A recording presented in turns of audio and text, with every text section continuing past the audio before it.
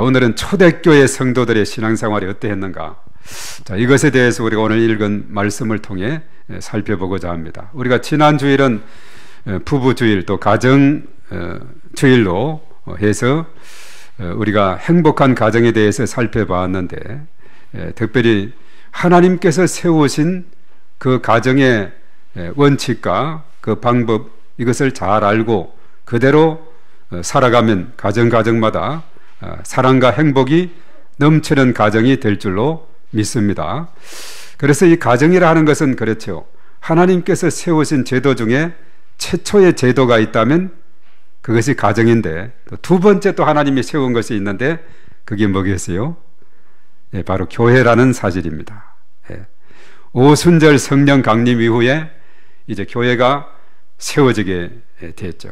그래서 이제 초대교회의 그 모습을 우리가 읽은 이 말씀에서 살펴보게 되겠는데요. 우선 우리가 알기로 초대교회의 모습 하면은 떠오르는 이미지가 있을 것입니다. 초대교회를 나타내는 대표적인, 더 구체적으로 떠오르는 이미지 중에 단어로 우리가 말을 한다면은 어떤 단어가 떠오르게 되겠습니까? 단어로 말하면 더 말하기 좋잖아요. 자, 초대교회 하면 뭐가 떠올라요? 성령. 좋습니다. 성령. 또 뭐가 있을까요? 하나됨. 교제. 아까 이 본문에도 나왔죠. 교제. 기도. 그렇죠. 뺄 수 없는 게 기도죠. 성령의 그 역사를 경험했던 것이 기도로, 마가의 다락방 오늘날도 있어요. 2층에 우리 교회보다 약간 넓은데 그 마가의 다락방에서 120명의 문도가 모여서 전심으로 기도할 때 성령이 바람같이 불같이 임하게 되는 놀라운 역사가 있었죠. 기도에서 능력 받고 성령 받으면 자연스럽게 나타나는 게 또 뭐가 있어요? 전도죠. 전도.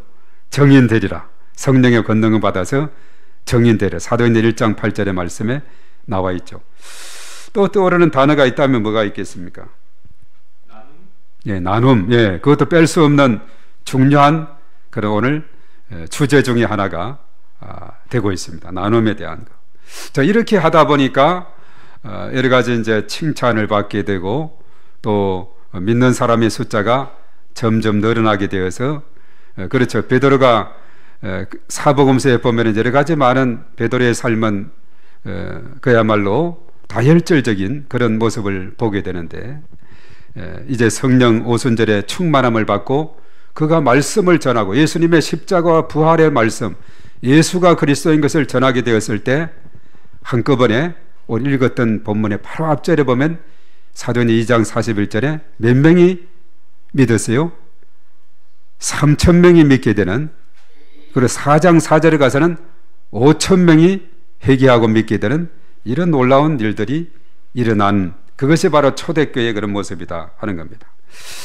그래서 오늘 이 말씀을 통해서 우리가 귀한 교훈을 받고자 하고, 특별히 오늘 42절을 한번 띄워주시고요. 여기에서 우리가 또 초대교회에서 행했던 것을 중요한 걸 발견하게 되는데 42절을 다 같이 읽어봅니다. 시작.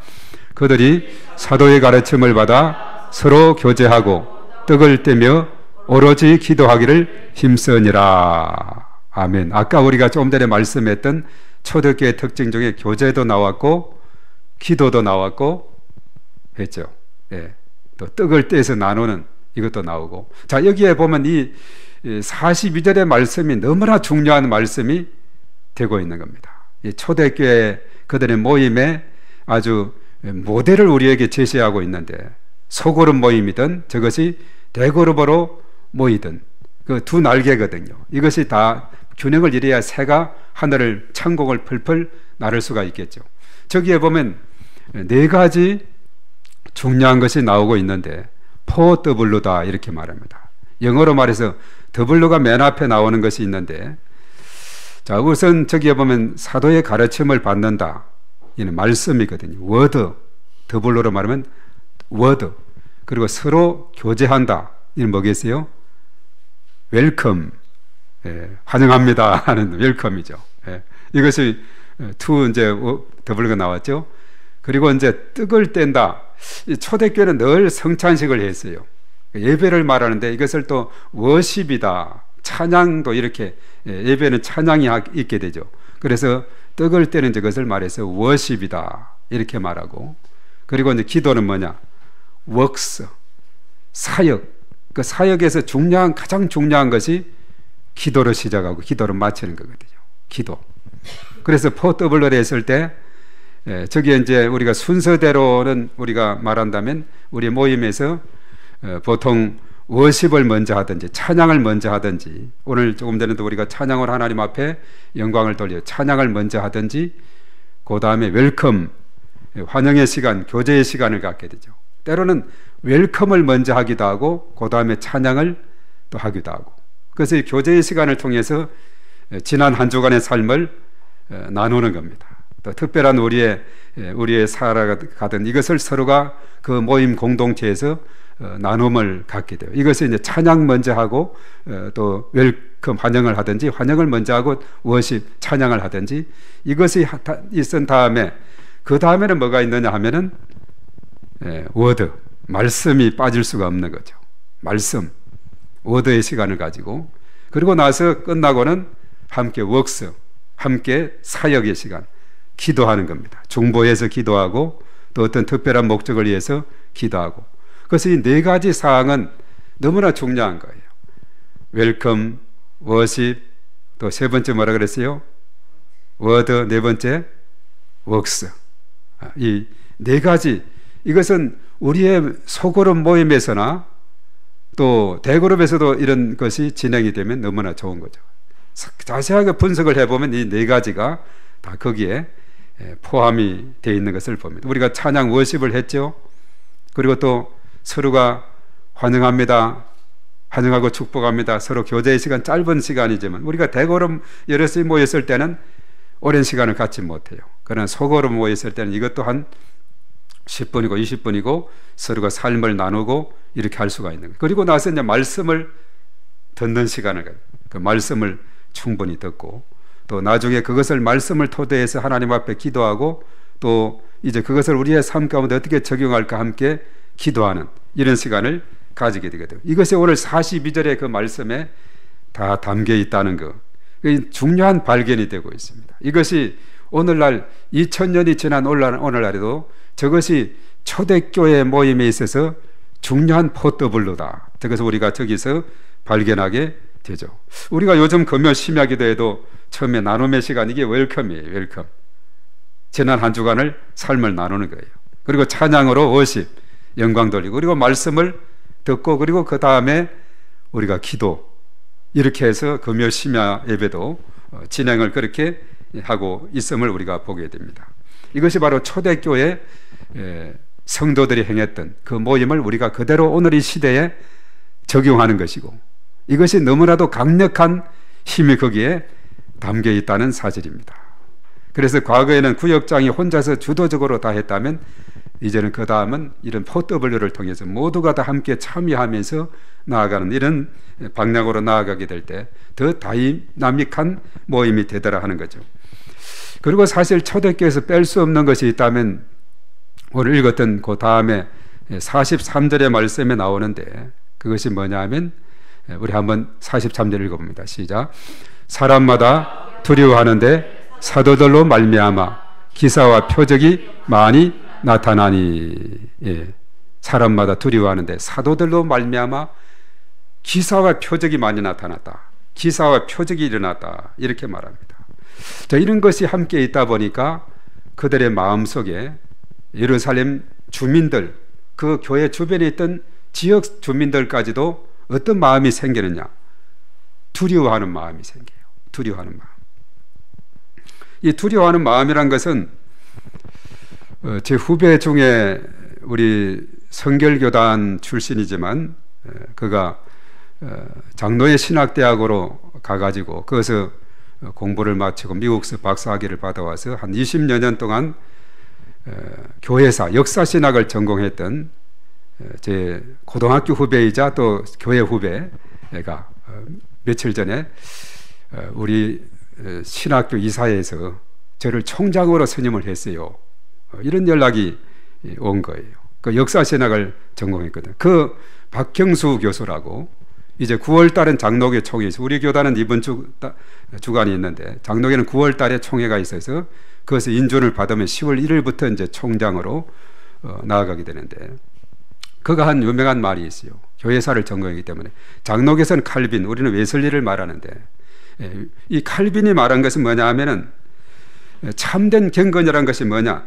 하나님에 대한 두려움에서 시작이 된다. 이렇게 그가 주장을 했어요.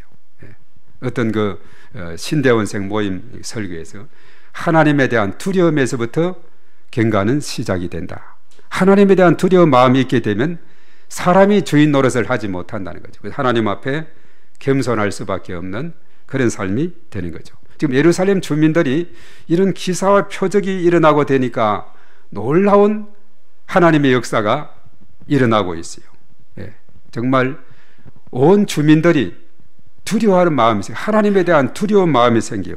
그렇게 되면 이제 하나님께로 나올 수밖에 없는 거죠. 내가 하나님 믿지 않다가는 하나님으로부터 혼나겠다 하는 이런 마음이 생기게 되는 거죠. 그래서 하나님에 대한 두려움, 이것이 바로 하나님을 찾게 하게 하고 하나님의 그 놀라운 위엄을 깨닫게 하는 그런 계기가 된다는 것이죠. 예수님의 사복음서에서 보면은 우리가 3대 사역이 나오는데 마태복음 4장 23에서 25절에 나오죠. 너무나 간단합니다. 하나님 말씀을 전함이 있어서 천국 복음을 가르치시고 그리고 전파하시고 병든 자, 연약한 자를 고치시는 치유사, 이것이 3대 사역, 교육과 전도와 치유가 3대 사역인데 사실 이것은 별개 떨어져 있는 것이 아니에요. 전도함이 있어서 중요한 것이 뭐였느냐 하면 바로 기사와 표적이라는 겁니다. 치유의 사역, 이런 놀라운 치유의 역사를 경험하게 되면 예수님을 믿게 돼요. 지난번에 이야기했죠. 우리가 아까도 기도했던 중국 할빈의 할빈 그 화평교회 그 성도들 제가 5번인가 갔죠. 요즘은 중국에 가서 복음을 전하지 못해요. 요즘은 복음 전하러 갔더니 그대로 체포되고 이런 상황이 돼버렸어요. 요즘 못 가는데 그때는 좀 이렇게 자유로워서 가서 복음을 전했는데 복음 전하면서 한 사람 한 사람 어떻게 믿게 됐냐 이렇게 들어보니 하나같이 10중 8구가 내가 이런 질병에서 고침을 받았고 고침받았고 그래서 예수님을 믿게 됐다고. 그러니까 이 치유, 기사와 표적은 믿음하고 연관이 있습니다. 그래서 우리가 요한복음을 보면은 8대 표적이 나오고 있죠. 2장부터 물이 포도주로 바뀌고 4장에 왕의 신하의 아들이 고침을 받고 5장에서 38년 된 병자가 고침받고 6장에서 오병이어 바다 위를 걸어서는 예수님, 9장에 가서 맹인된 자가 눈을 뜨게 되는, 11장에서 죽은 나사로가 살아나는, 그리고 예수님도 2장과 20장에서 십자가성에서 죽으셨다가 3일 만에 살아나는 이 표적들이 일어났죠. 그때마다 그 보면은 바로 나사로 까닭에 많은 유대인들이 믿었더라. 예수님으로 인해서 많은 사람이 믿고 이런 놀라운 기적과 표적 가운데 결과는 믿음으로 인도한 것을 우리가 보게 되는 거죠. 그 초대교회 이런 놀라운 역사는 참으로 하나님 나라를 든든히 세우는 귀한 계기가 되고 있었다는 사실이에요. 그리고 초대교회 특징 중에 또 뺄 수 없는 것이 뭐냐 하면 46절에 아까 읽었었는데 또 46절도 한번 봅니다. 이어서 무엇을 발견하는지 다 같이 시작. 날마다 마음을 같이하여 성전에 모이기를 힘쓰고 집에서 떡을 떼며 기쁨과 순전한 마음으로 음식을 먹고. 자, 이어서 무엇을 또 우리가 발견하죠? 자, 초대교회는 날마다 성전에 모였다 이렇게 말하고 있어요. 참 대단한 열정과 열심인 것을 보게. 날마다 마음을 같이하여 성전에 모이기를 힘쓰고 이렇게 말했죠. 이것이 초대교회의 모습이었어요. 그래서 이제 마지막으로 발견되는 것이 그 다음 절 47절로 넘어가 보겠어요. 아까 읽었던 마지막 다 같이 시작. 하나님을 찬미하며 또 온 백성에게 칭송을 받으니 주께서 구원받는 사람을 날마다 더하게 하시니라. 아멘. 아멘. 자, 하나님을 찬양하게 되고, 자, 그러자 이제 어떤 일이 있습니까? 온 백성의 칭송을 받았다. 칭찬받는 교회가 되더라는 거죠. 그러니까 결과적으로 백성의 칭찬을 받고 막 사람들이 저 교회 가라고 막 저 교회를 아주 칭찬하고 이러다 보니까 결과적으로 부흥의 역사가 일어나더라. 주께서 구원받는 사람을 날마다 더하게 하시니라. 이 전도는 내가 한다고 하지만은 그러나 주께서 구원받는 사람을 날마다 더하게 하시니라. 주체가 누구냐? 주님이시고 사도행전 1장 8절대로 말하면 성령 권능 받으면 정인이 되리라. 예루살렘 온유대 사마리아 땅끝까지 내 정인이 되리라. 주체는 성령님이고 주님이신 줄로 믿습니다. 그래서 우리가 예루살렘 주민들이 초대교회 성도들을 칭찬한 이유가 무엇일까? 그것이 이제 아까 44절에서부터 쭉 이렇게 47절까지 이어지는 말씀에 아까도 그랬죠. 나눔이라는 그런 표현이 나오게 됐죠. 서로가 함께 지내면서 서로가 나눔의 삶을 실천하게 되고 한 마음으로 예배드리고 순전한 마음으로 교제하고 하나님을 찬양하다 보니까 이제 하나님의 놀라우신 은혜가 있게 되고 주민들로부터 칭찬을 받게 되었다. 이렇게 말하고 있어요. 사실 오순절에 보면은 디아스포라 흩어진 유대인들이 막 예루살렘으로 오는데 그때는 보면은 이제 예수님도 태어날 때도 마찬가지예요. 베들레헴으로 많이 모이다 보니까 여간빵이 모자라서 말구유에서 태어났던 것을 보게 되는데 많은 사람들이 각 나라에서 각 지역에서 막 모였는데 필요한 것이 뭐겠어요? 그들이 묵을 수 있는 방과 그리고 음식이 필요했는데 이때 바로 예루살렘 교회 성도들이 섬김을 실천하게 되었고 이런 여러 가지 모습을 봤던 주민들이 야, 저것은 쉬운 일이 아닌데 저것을 감당하는 것을 보고 바로 그들의 모습, 그들의 헌신을 칭찬을 했다 이렇게 말하고 있죠. 그래서 나누고 섬기는 일은 이웃에 대한 긍휼과 사랑의 마음이 있었기 때문에 가능했다. 그 복음 전파를 위해서는 사랑하고 나누고 섬기는 일이 너무나도 중요하다 하는 사실을 우리가 다시 한번 깨닫게 되는 것입니다. 그래서 칭찬하고 그리고 구원받는 사람들이 날마다 더해지게 되었다. 그래서 오늘 이 말씀을 통해서 초대교회 성도들의 신앙생활을 몇 가지로 요약해서 정리를 하자면 첫 번째는 그들은 성령의 능력으로 다 같이 따라하겠습니다. 성령 공동체였습니다. 아까 첫 번째 말씀을 했습니다마는 성령 충만, 성령 이것을 언급했는데 초대교회는 성령 충만한 공동체였다 하는 사실입니다. 이것은 예수님께서 이 땅에 오셔서 십자가 지시고 부활하셔서 며칠간 거했다 그랬어요. 사도행전 1장에 보면 40일 동안 지상에 거하다가 이제 성천하셨어요. 그리고 나서 며칠 만에 성령을 보냈어요? 10일 만에 보냈습니다. 그래서 예수님 부활 이후에 50일째 되는 그 날을 오순절 성령 강림이다 이렇게 말하고 있습니다. 그래서 오늘 이 시대는 그 혜택을 우리가 보는데 근데 성령의 충만함은 구약 성경에 보면은 모든 사람에게 임하지 않고 특정한 사람들에게 성령 충만이 임하게 되어 있어요. 대표적으로 어떤 사람이냐? 출애굽기 31장에 보면은 버살렐과 오홀리압이라는 사람이 있는데 성전을 이렇게 잘 기구들을 만들고 이렇게 했던 그들에게 어떻게 했느냐? 하나님의 영을 그에게 충만하게 해서 버살렐에게 지혜와 총명을 주어서 공교한 재주를 얻게 했다. 그리고 오홀리압 같은 경우도 그와 함께하게 하며 지혜로운 마음이 있는 모든 사람에게 내가 지혜를 주었다. 이렇게 해서 그들에게 성령 충만을 주었어요. 그리고 사사시대에 보면은 특별히 삼손 같은 경우를 가만히 보면 그랬습니다. 여호와의 영이 그 사사 삼손에게 임하게 되니까 아주 강하게 되어서 어떤 일이 생겼느냐 하면은 특별히 사사기 13장 말씀에서 보면은 14장 6절이 이렇게 말했네요. 여호와의 영이 삼손에게 강하게 임하니 그가 손에 아무것도 없이 그 사자를 염소 새끼를 찢는 것 같이 찢었으나 이런 표현이 나왔어요. 그가 자기의 행한 일을 부모에게 알리지 아니했다 이렇게 했는데 그리고 나중에 밧줄에 꼭 묶여서 꼼짝 못할 때 하나님의 영이 강하게 임하게 되니까 그것이 다시 밧줄이 불탄 삼과 같이 터져서 결박한 것을 풀게 되었다.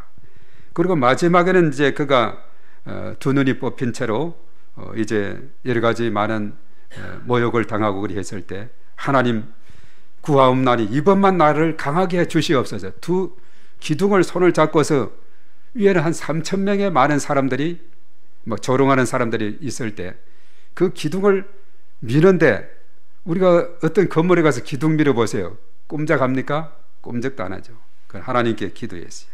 성령께서 강력하게 임하게 되니까 기둥이 밀려나서 막 그 집이 무너지게 되어서 3,000명이나 되는 많은 사람이 죽어서 죽을 때 죽인 자가 살아있을 때 죽은 자보다 훨씬 더 많았다, 이렇게 말합니다. 그래서 구약시대는 특정한 사람이었는데 신약시대는 좋은 것이 뭡니까? 오순절 성령 강림 이후에 누구든지 차별 없이 믿는 자들에게 성령이 임하게 되는 은혜의 시대가 활짝 열리게 된 줄로 믿습니다.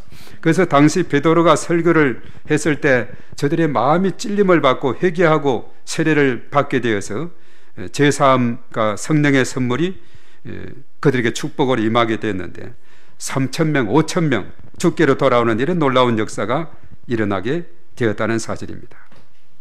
우리가 사실은 조선시대 같은 경우는 보면 신분에 따라서 의복도 다르고 사회적 특권과 제약도 달랐어요. 신분에 따라서 저 차별은 동일한 죄를 지어도 천민은 양반과 중인보다도 더 무거운 처벌을 받았다, 이렇게 말해요. 조선시대 중인하면 역관, 의관, 율관 이렇게 했는데 오늘날 말하면 외무공무원, 의료직 공무원, 법원 공무원, 이런 직업에 해당되는 사람은 조금 우대를 해주는 그런 풍습이 있습니다. 이처럼 신분의 차별이 있는 곳에는 참된 행복이 있을 수가 없습니다.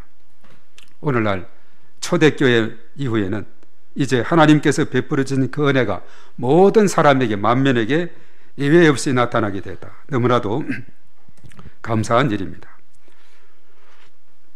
그래서 우리가 오늘 이 시대는 예수님을 영접하면 영접하는 순간에 성령께서 내 마음속에 임하게 되고, 그리고 성령의 충만함을 위해서 우리가 구하게 될 때 성령 세례, 최초의 성령 충만입니다. 그리고 계속해서 성령 충만을 구할 때 우리 마음속에 성령의 충만함을 얻게 되는 줄로 믿습니다. 예수님도 사도 바울도 성령 받아라, 오직 성령의 충만함을 받아라, 이렇게 사도행전에서 또 에베소서 5장 18절에서 말씀을 했습니다. 그래서 성령의 권능을 받으면은, 그렇죠, 정인되는 삶이 되어지는 이런 놀라운 역사가 있게 되는 것이고, 우리가 성령의 충만함을 받으면은 우리의 신앙에 새로운 활기가 넘치게 될 줄로 믿습니다. 바로 초대교회가 성령 충만한 공동체가 되었듯이 저와 여러분들도 언제나 성령으로 충만한 그런 삶으로 나아가야 될 줄로 믿습니다. 그리고 두 번째는 뭐냐 하면 나눔과 섬김의 공동체였다 하는 것입니다. 우리가 세상 살아가면서 나누면 줄어드는 것이 있어요. 그게 뭐겠죠? 나에게 돈이 만 원이 있으면 둘이서 나누면 5천 원씩 나누면 줄어들죠. 돈, 물질, 그리고 슬픔도 나누면 줄어든다 그래요. 고통도 나누면 줄어듭니다. 그러나 나누면 커지는 것이 있어요. 어떻게 나누었는데 커지느냐? 있습니다. 사랑은 나누면 더 커지고, 기쁨도 나누면 더 커지고, 감사도 나누면 더 커지는 줄로 믿습니다. 작은 것에 감사하면 더 큰 감사의 조건을 얻어요. 스펄전 목사님은 그랬어요. 촛불 해보고 감사하면 전등불 주시고, 전등불 보고 감사하면 달빛 주시고, 달빛 보고 감사하면 햇빛 주시고, 햇빛 보고 감사하면 천국을 주신다, 이렇게 말씀을 하고 있습니다. 감사를 자꾸 할수록 더 감사의 제목이 생기고 조건이 생기는 줄로 믿습니다. 그래서 초대교회는 자신만의 삶을 산 것이 아니라 공동체가 함께 나눔과 섬김의 삶을 실천했다, 이렇게 말하고 있습니다. 각 사람에 따라 필요를 채워주니까 부족함이 없는 공동체가 훈훈한 공동체가 되었다, 이렇게 말합니다. 잠언서 11장 24절 흩어구제하여도 더욱 부하게 되는 일이 있나니 과도히 아껴도 가난하게 될 뿐. 구제를 좋아하는 자는 풍족하여질 것이요 남을 윤택하게 하는 자는 자기를 윤택하게 해 준다, 이렇게 말합니다. 그리고 누가복음 6장 38절에 주라 그리하면 너희에게 줄 것이니 후히 되어 누르고 흔들어 넘치도록 너희에게 안겨 주리라, 이렇게 말씀을 하고 있죠. 그래서 우리가 나눔의 삶을 살아갈 때 이것이 더 풍성한 삶으로 우리에게 주어지게 된다. 록펠러 같은 사람은 대표적인 사람입니다. 그는 열심히 일해서 24세에 백만장자가 됐어요. 록펠러는. 그런데 33세에 어떤 일이 생겨 9년 후에는 미국의 최고의 부자가 됐어요. 그리고 10년 후 43세에는 전 세계의 최고 부자가 됐습니다. 그런데 그로부터 10년 후인 53세에 그가 심한 병이 걸려가지고 그건 고통 중에 있게 되었어요. 그래서 병원에 갔는데 한 소녀와 그 어머니가 병원 측하고 신랑을 벌이는 겁니다. 뭐 가만히 들어보니까 병원비를 미리 내지 않으면 치료를 해줄 수 없다는 이런 내용이었어요. 그래서 된다 안 된다 막 줄다리기 하는데 다급하니 제발 치료부터 먼저 해달라고 이 장면을 안타깝게 봤던 록펠러가 비서에게 병원비 다 처리해달라고. 그래서 처리를 하니까 그 소란스러운 그 자리가 조용히 돼버려가지고 그래서 치료를 다 마치고 건강하게 태어나는 그 모습을 보면서 바로 이것이다. 너무나 기쁜 거예요. 그 큰 부자가 전 세계적인 부자가 그 치료비 껌값이죠. 적은 자세는 이거 그냥 얼마 안 되는 것을 이렇게 냈지만 그 기쁨이라는 것은 이루 말할 수가 없어가지고 그 다음부터는 그가 얼마나 이제 자선을 위해서 애쓰고 수고를 했는지 53세에 곧 죽는다 했는데 장장 98세까지 건강하게 사는 줄로 믿습니다. 미국의 많은 대학교 맨하탄에 가면 리버사이드 처치라고 얼마나 잘 거기에 교회를 잘 지었는지 말입니다. 그리고 유엔 본부가 미국이나 영국이나 프랑스에서는 유럽에 유치하려고 막 이렇게 할 때에 여러 가지 또 중국과 러시아가 반대하고 이렇게 되다 보면 여러 가지 실강이 벌일 때 록펠러 재단 거기에서 넓은 땅을 맨하탄 그 비싼 그 지역에 기증을 해서 거기에 유엔 본부가 서게 되었어요. 그래서 세계 평화를 위해서 얼마나 또 그 역할을 잘하고 있는지 정말 이런 귀한 일을 감당하고 이러다 보니까 그가 오래 살았고 그 후에도 계속해서 그 이름이 빛나는 것을 보게 됩니다. 웨슬리는 그랬습니다.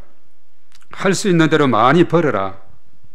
그리고 할 수 있는 대로 많이 저축하라. 할 수 있는 대로 많이 나누어라 이렇게 말했어요. 자, 열심히 버는 것을 개인이라 한다면 최선을 다해라. All you can. 그리고 save, 저축하라. save all you can. 그리고 나눠주라. give all you can. 이렇게 살아가면 이것이 복된 삶이 될 것이다. 나눌수록 더욱 풍성한 은혜가 사실로 드러나게 되는 것을 우리에게 알려주고 있는데 이 초대교회가 이런 아름다운 전통을 우리에게 보여주었습니다. 그리고 뿐만 아니라 이 초대교회는 아까도 읽었습니다만 46절에 읽었죠. 모이기를 힘쓰는 모임 공동체였다 하는 사실입니다. 날마다 성전에 모여서 그들이 모이면 기도하고 흩어지면 전도하는 이런 놀라운 일을 행하게 된 것을 우리가 보게 됩니다. 이 말세가 되면 어떤 특징이 있느냐? 우리가 히브리서 10장 24절 25절에 이렇게 말합니다. 서로 돌아보아 사랑과 선행을 격려하며 모이기를 피하는 어떤 사람들의 습관과 같이 하지 말고 오직 권하여 그날이 가까움을 볼수록 더 그리하자. 모이기를 피하는 어떤 사람들의 그 습관과 같이 하지 말고 모이기에 힘쓰자는 그런 의미가 거기에 담겨 있습니다. 그래서 초대교회 성도들은 사도행전 5장 42절에도 보면 그랬어요. 그들이 날마다 성전에 있든지 집에 있든지 예수가 그리스도, 예수는 그리스도인 것을 가르치기와 전도하기를 그치지 아니했다. 자, 우리가 예수가 그리스도라 했을 때 이 의미를 잘 알면 은혜가 되는 줄로 믿습니다. 예수는 이름이라 그랬죠. 이름 뜻이 뭐라 그랬죠? 예, 자기 백성을 그들에 대해서 구원할 자. 마태복음 1장 21절에 나오죠. 그리고 그리스도는 뭐냐 하면 헬라 말인데 히브리 말로는 메시아. 그래서 구약 시대는 기름 부어서 받은 직종이 있는데 그것이 뭐냐 하면은 제사장, 선지자, 왕이었다는 겁니다. 왜 이렇게 제사장, 선지자, 왕이 필요한가? 우리가 창세기 3장 사건이라 하는데 3장 6절에 선악과 열매를 먹지 말라 했는데 먹었어요. 그러므로 인해서 인간에게 어떤 일이 생겼느냐? 이제 선악과 먹지 말라 했는데 먹은 불순종은 죄가, 구약시대는 불순종이 죄예요. 신약시대 예수님 믿지 않는 것이 기라면. 그렇다면 이제 그 불순종의 죄로 인해서 이제 죄를 짓게 됐죠. 하나님 앞에. 하나님과의 관계가 파괴됐어요. 하나님 떠나게 되고, 그리고 이제 하나님 말씀보다도 마귀 사단의 말을 더 솔깃해서 잘 듣는 이런 심각한 문제가, 인간에게 3대 근본 문제가 생겼는데, 죄 아래 놓였고 하나님 떠났고 사단의 지배 아래 놓이게 된 이런 상황이 됐는데, 이것은 사람이 아무리 뛰어나고 열심히 애를 쓰고 착하고 또 권력이 높고 아무리 한다 할지라도 해결할 수 없는, 그야말로 사람이 도저히 해결할 수 없는 인간의 근본 문제인데, 바로 예수가 그리스도가 되므로, 예수가 그리스도, 제사장, 선지자, 왕이 되므로 이 세 가지 문제를 다 해결한 줄 믿습니다. 제 문제, 제사장이 해결했잖아요. 구약시대는 짐승의 피를 잡았는데, 신약시대는 왜 짐승의 피를 잡지 않습니까? 예수님이 십자가상에서 죽으심으로 단번에 영원한 속죄를 이루었기 때문에 더 이상 우리는 죄를, 피를 흘릴 필요가 없게 된 거죠. 그래서 예수님의 피공로로, 예수님이 그것을 위해서 십자가상에서 제사장으로서 돌아가셨어요.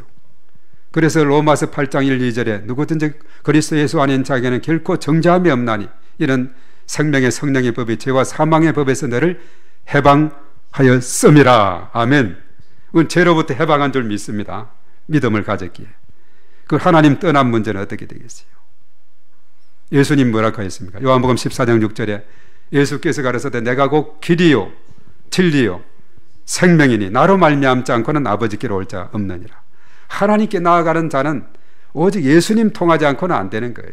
세상에 길이 많다고 하지만은 유일한 길, 오직 예수 그리스도, 오직 예수님만이 하나님께 나아가는 길인 줄로 믿습니다.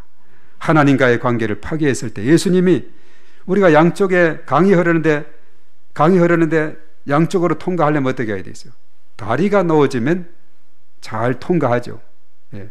우리 주변에 다리가 얼마나 많아요. 이 서울 한강다리도 얼마나 많습니까? 또 이어서 우리가 광명에서 또 서울 넘어가는 또 다리로 넘어가야 되죠. 다리가 있으면 얼마든지 건너가게 돼요. 브릿지, 예수님의 십자가는 다리와 같은 역할. 그 다리를 통하지 않고는 어떻게 우리가 건너갈 수가 있습니까? 예수님은 브릿지 역할을 하는 분이죠. 그리고 이제 사단의 지배 아래에 있던 인간, 우리가 스스로는 마귀와의 싸움에서 이길 길이 없어요. 우리가 베드로전서 5장 8절에 우는 사자와 같이 삼킬 자를 찾고 다니는 원수 마귀가 지금도 우리 가운데 늘 도사리고 있는데, 우리가 이길 수 있는 길은 뭐냐? 예수님의 이름, 예수님의 피권세로 승리하게 되는 줄 믿습니다. 마귀를 쫓아내려 하면은 예수님의 이름으로 가야 돼요. 예. 언젠가 마귀를 쫓아가기 위해서 30대 애기 엄마였는데 마귀가 들렸어요. 용인에 살았는데 전에 가면서 본고차로 가득 권사님들 태우고 가는데 점심때가 됐어요. 밥을 먹고 가자고 내가 제안했죠. 그 밥을 먹고 이제 가니까 이 귀신 들린 그가 잘하래. 축사하러 오면서 밥 먹고 와. 금식해야지. 탁 눈을 째려보면서 이렇게 하는데, 나는 밥은 먹었지만 예수 그리스도 이름으로, 예수님의 이름으로 왔다 하니까 눈이 탁 그냥 아주 저쪽으로 돌아가더라고요. 간절히 찬양하고 기도하고 그 마귀를 쫓아내는 이런 축사가 일어나는 그런 시간이 됐는데, 바로 마귀를 쫓아내는 것은 예수 그리스도 이름으로 가능한 줄 믿습니다. 요한일서 3장 8절에 예수께서 오신 것은 마귀의 일을 멸하기 위해서 이 땅에 오신 줄로 믿습니다. 십자가에서 죽으신 건 마귀에게 패한 것 같지만은 3일 만에 부활하심으로 궁극적으로 예수님이 승리한 줄로 믿습니다. 원수 마귀는 요한계시록 20장에 가서 영원한 불못으로 던져지게 돼요. 궁극적으로 우리는 예수의 이름이 승리하게 된다는 사실입니다. 예수가 그리스도인 것. 그래서 오늘 이 시대는 누구든지 주의 이름을 부르는 자는 구원을 얻습니다. 주의 이름을 부르는 자는 구원을 받고, 먼저 그 가정에 그렇죠. 가장 먼저 믿은 사람이 있다 그랬어요. 믿음의 거루터기다 그럽니다. 그 한 사람을 통해서 참 그런 사람들을 많이 봤어요. 한 사람을 통해서 어떤 저 지방에서 권사님이 돌아간데 장례를 치르고 이야기 들어보니까 이 권사님이 가장 먼저 믿었는데 그 남동생이 전도가 되어서 장로님이 되고 그 가족 한 70명이 가족 일가들이 다 예수님을 믿게 된 그분이 그 권사님이었다는 거예요. 가장 먼저 믿어가지고. 얼마나 놀라운 일입니까? 주 예수를 믿어라. 그리하면 너와 내 집이 구원을 얻으리라. 이런 놀라운 축복이 우리의 삶 가운데, 우리 주변에서도 얼마든지 일어나게 될 줄로 믿습니다. 그리고 초대교회는 칭찬받고 부흥하는 공동체가 되었다. 이렇게 말씀을 하고 있죠. 초대교회는 한 마음으로 모여 예배드리고 함께 나누고 순전한 마음과 기쁨으로 교제를 하게 되고, 자, 이렇게 기사의 표적이 일어나고 이러다 보니까 주변의 많은 사람들로부터, 예루살렘 주민으로부터 칭찬을 받게 되고 구원받는 사람이 날마다 더해지게 되었다. 이렇게 말하고 있습니다. 그래서 우리가 복음 전도를 위해서는 복음 핵심의 메시지, 이것을 기억하는 것도 너무나 중요해요. 우리가 그것을 말씀을 우리가 수요일 날 요즘 살피는데 5가지 복음 핵심 내용이 뭐냐? 은혜, 인간, 하나님, 그리스도, 천국. 이런 개념으로 복음에 대한 기본 핵심을 우리가 살펴 이렇게 전할 수도 있습니다. 그러나 핵심에 대한 메시지를 몰라도 전도하는 좋은 길이 있는데 칭찬을 받도록 하는 겁니다. 그러기 위해서는 자랑하는 거예요. 자랑의 효과. 지난번에 나눠준 책이 있죠. 목사님 오늘부터 나 기도할게요, 전도할게요. 그 책에 보면 그 재미있는 이야기가 나와 있어요. 자랑만 해도 전도가 된다는 거죠. 그래서 거기에 나오는 그 목사님이 그랬죠. 책을 쓴 그 목사님이 비가 오는 날은 밖에 나기가 힘들어서 목욕탕, 동네 목욕탕, 요즘은 목욕탕이 많이 줄어들었어요. 옛날에는 참 동네마다 목욕탕이 많은데 가서 연세 지긋한 분 등을 밀어드리면서 이런저런 이야기하면서 막 자랑하는 거예요. 어떤 교회 그 목사님 잘 아시죠? 교회 안 가니까 알 리가 없죠. 그 훌륭한 분이라고 막 이렇게 했는데, 그래서 나중에 이제 어느 정도 시간이 지나서 한 미용사 되는 분이 전도가 교회를 찾아왔다래요. 어떻게 찾아오게 됐냐 보니까 저 부동산에 영실을 계약하고 이 주변에 좋은 게 어디냐 모르니까 그 부동산 사장님이 저 교회가 참 좋은 교회라고 이렇게 소문이 났다고 이렇게 해서 오게 됐다 그래요.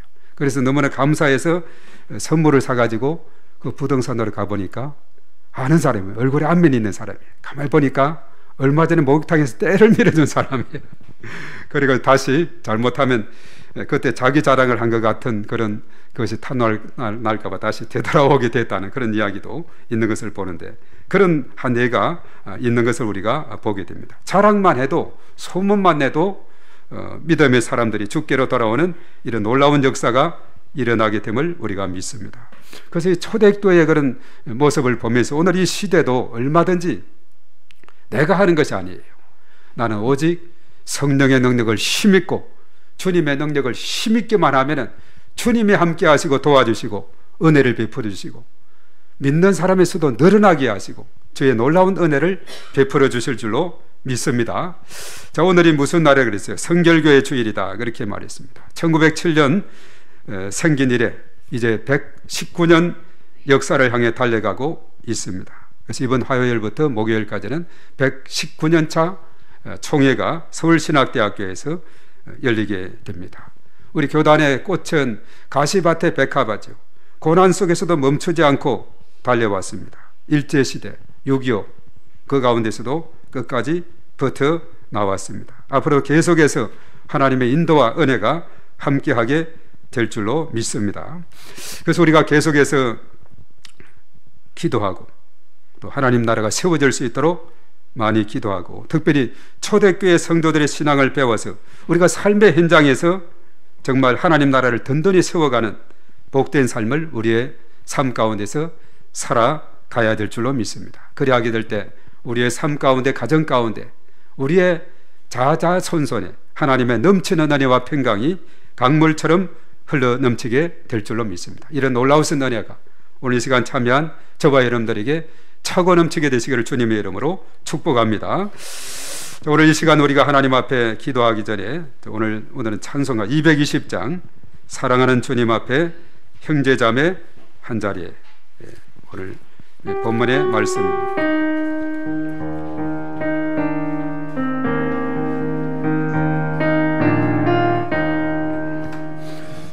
사랑하는 주님 앞에 형제 자매 한자리에 크신 은혜 생각하며 즐거운 찬송 부르네. 내 주 예수 본을 받아 모든 사랑 내 몸같이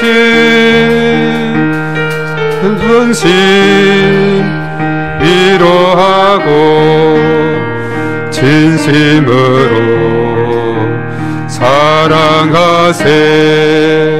사랑하는 주님 앞에 온갖 충성 다 바쳐서 괴로우나 즐거우나 주님만 힘써 섬기네.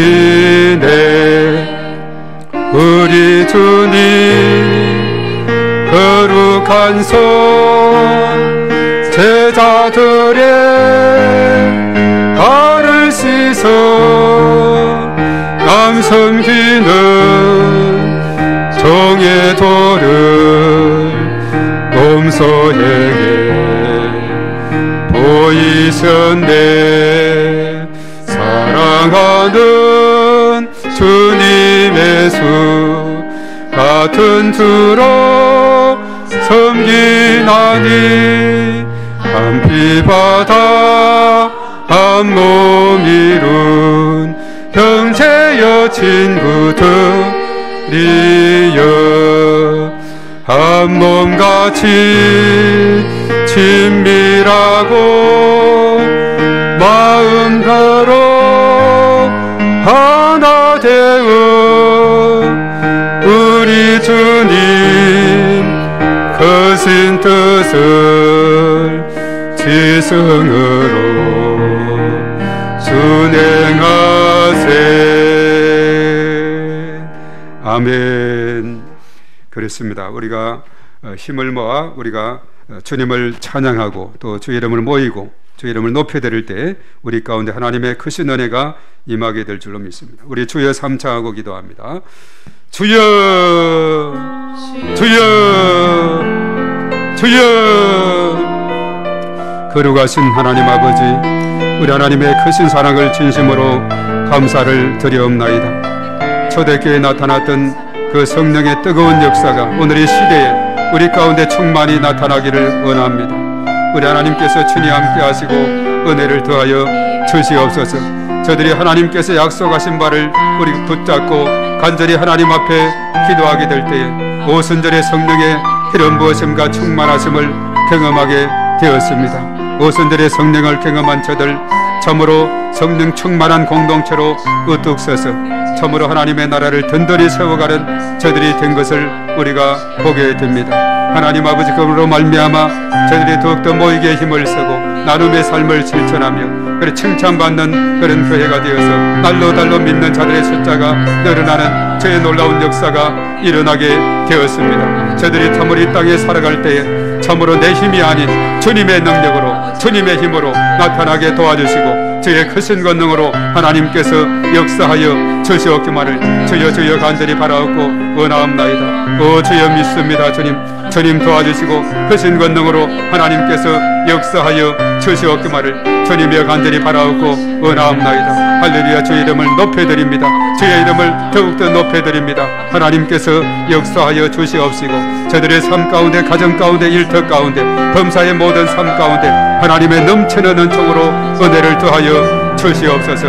주 예수를 믿으라 그리하면 너와 내 집이 구원을 얻으리라 했듯이 참으로 가정의 달 5월을 맞이해서 우리 한 사람을 통해서 먼저 온 가족들에게 주의 복음이 전파되게 하시고 정부하게 하시고 주의 나라가 든든히 서는 복된 역사가 일어나게 하심으로 가정마다 믿음의 명문 가정 가문이 자손 천대로 이어지는 놀라운 역사가 일어나게 도와 주시옵소서.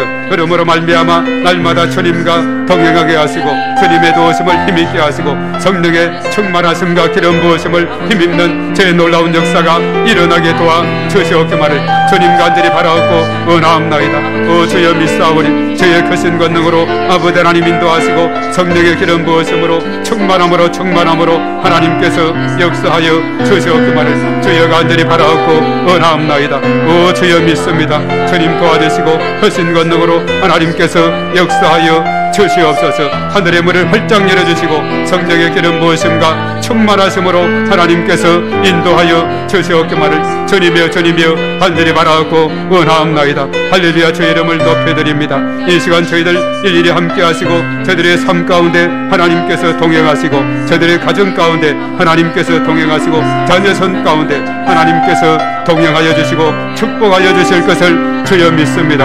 주님 언제나 함께 하시고 크신 은총으로 은혜를 더하여 주시옵소서. 주여 믿습니다. 주님 도와 주시옵소서. 주여 믿습니다.